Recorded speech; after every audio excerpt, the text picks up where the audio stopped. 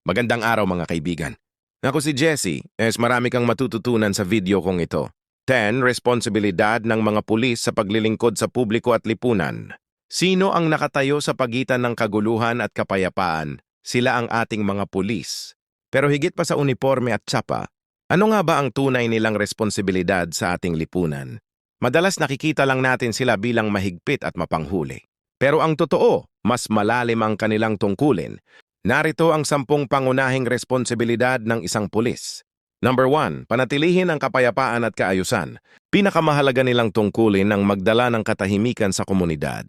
Kung wala sila, mabilis uusbong ang takot at kaguluhan. Number 2, ipapatupad ang batas ng makatarungan. Dapat pantay ang pagpapatupad ng batas. Walang kinikilingan, walang pinapaboran, mayaman man o mahirap.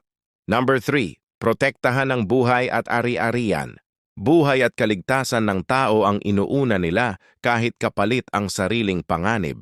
Sila ang bantay ng ating tahanan at ari-arian. Number 4, tumugon sa mga emerhensya, sunog, aksidente, sakuna. Sila ang isa sa unang dumarating. At madalas, ang bilis nila ang nagliligtas ng buhay. Number 5, mag-imbestiga ng krimen. Hindi natatapos sa pag-aresto ang trabaho. Nangalap sila ng ebidensya, naghahanap ng katotohanan, at tumutulong magdala ng hustisya. Number 6, magturo at gumabay sa publiko. Hindi lang sila tagahuli, sila rin ay guro. Nagtuturo ng disiplina, kaligtasan at kung paano iiwasan ang krimen. Number 7, magtayo ng tiwala sa komunidad. Ang kapangyarihan ng walang tiwala ay mahina. Kaya kailangan nilang makinig, makisalamuha, at ipakita na ang kanilang autoridad ay para sa paglilingkod. Number 8, pigilan ang krimen bago mangyari. Sa pamamagitan ng pagpapatrolya at pagbabantay, nawawalan ng loob ang masasama at napapanatag ang mamamayan. Number 9, igalang ang karapatang pantao. Kahit sa gitna ng operasyon, kailangang tandaan, bawat tao ay may dangal. Ang tunay na hustisya ay nakaugat sa respeto. Number 10, maging huwaran ng lipunan. Ang bawat kilos ng pulis ay salamin ng disiplina at integridad. Kapag sila'y namuhay ng marangal, sila'y nagiging inspirasyon.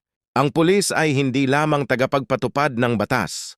Sila ay tagapagtanggol, guro, pinuno at tunay na lingkod bayan. Mabigat ang kanilang misyon pero marangal ang kanilang layunin. Pananawagan sa mga pulis, maglingkod ng may integridad, hindi katiwalian. Magprotekta ng walang kinikilingan, hindi paboritismo. Mamuno ng may malasakit, hindi takot. Igalang natin ang kanilang tungkulin. Makipagtulungan at suportahan ng mabubuting pulis na nagbubuwis ng oras at buhay para sa ating kaligtasan.